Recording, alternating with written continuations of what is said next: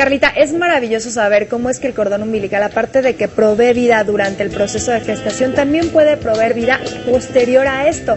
Vamos a platicar con Diana Pierre, quien es directora médica del Banco de Cordón Umbilical, acerca de este tema sumamente importante y que, por decirlo de alguna manera, se ha puesto de moda por beneficio a nosotros, los seres humanos. ¿Cómo estás? Bienvenida, gracias por acompañarnos. Ay, gracias por invitarme. Bienvenida. Ahora, que tenemos mucho de qué platicar el día de hoy, ¿por qué guardarlo? ¿Por qué guardar el cordón umbilical?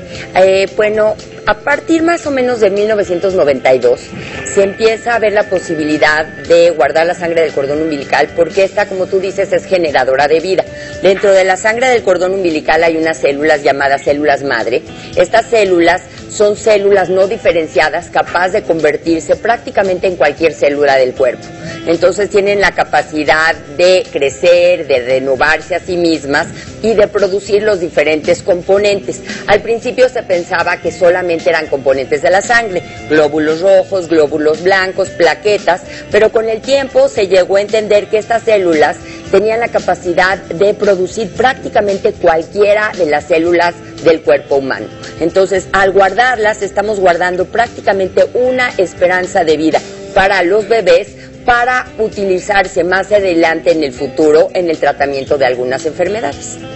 A ver, ¿cómo es el proceso de guardarla? Digo, yo lo acabo de vivir justamente, ahorita platicábamos eso, pero sí, me acuerdo cuando lo viví que no entendía, a ver, pero ¿cómo funciona? ¿Qué tengo que hacer? ¿Por qué no nos platicas un poquito cómo es este proceso de guardar las células? Es muy fácil. Primero que todo, lo primero que hay que hacer es, puedes o donar las células o contratar el servicio. Nosotros somos un banco mexicano, 100% orgullosamente mexicano. Nos llamamos BCU, Banco de Cordón Umbilical. Entonces, lo ideal es, una vez ya bien establecido el embarazo, lo que tienes que hacer es contactarnos o contactar a donde vayas a guardar y nosotros te vamos a proporcionar un estuche. Vamos a hablar con tu médico para capacitarlo en la toma de la muestra y te vamos a pedir que lleves este estuche a la hora del parto. En la hora del parto, lo único que va a hacer, antes de eso vamos a pedir que llenes unos papeles y te van a hacer una historia clínica para determinar que seas una persona que sea apta para guardar la sangre del cordón umbilical, que no tengas ninguna enfermedad que te sacan análisis, ¿no? De hecho, te toman unas muestras, como 6 muestras de sangre. Exacto. Una cosa así. Entonces, nosotros nada más, como esto es para uso de uno, esto es un banco privado para que uno lo guarde para uso personal, entonces solo te toman, a la hora del parto, tú llevas y te toman una muestra del brazo para determinar que no haya ninguna enfermedad, como hepatitis B, hepatitis C, HIV, claro, SIDA o algunas enfermedades como Chagas o sífilis que puedan tener. Y ya al momento del parto, llevas a cabo el parto en la forma que vaya a ser. Puede ser un parto vaginal, puede ser una cesárea, no hay problema. Una vez que ya nació el bebé, se corta el cordón y viene esta bolsita. Esta bolsita viene ya estéril y viene con un anticoagulante. Entonces, lo que va a hacer el ginecólogo, que es normalmente el que lo hace, es va a cortar el cordón, va a mandar al bebé con su pediatra y va a introducir esta aguja en la vena del cordón umbilical y va a obtener la mayor cantidad posible de sangre que viene de la placenta hacia el cordón. El chiste es llenar la bolsita por lo menos a la mitad. Si hay más, mejor, porque a mayor cantidad de sangre tenemos mayor cantidad de células madre. Entonces, una vez que ya está, lo único que va a hacer es llenar una hoja de parto, se va a colocar la etiqueta con el nombre de la mamá, del bebé, hora de nacimiento, fecha, día, todo esto. Se va a colocar aquí y lo único que vamos a hacer es que se va a poner en esta bolsita para transportarse. Eso es lo único que se va a hacer. No tiene que tener refrigeración y se tiene que llevar en las primeras, o sea, se tiene que transportar en las primeras horas después del parto. Todo el chiste es que llegue en las primeras 48 horas después del parto. Ahorita también tenemos esto es para obtener las células madre del cordón umbilical, que se llaman células madre hematopoyéticas. Pero acabamos de hacer una nueva cosa en donde también podemos guardar un pequeño pedacito del cordón. Se toma un pedazo del cordón y obtenemos unas células madre diferentes que se llaman células madre mesenquimales.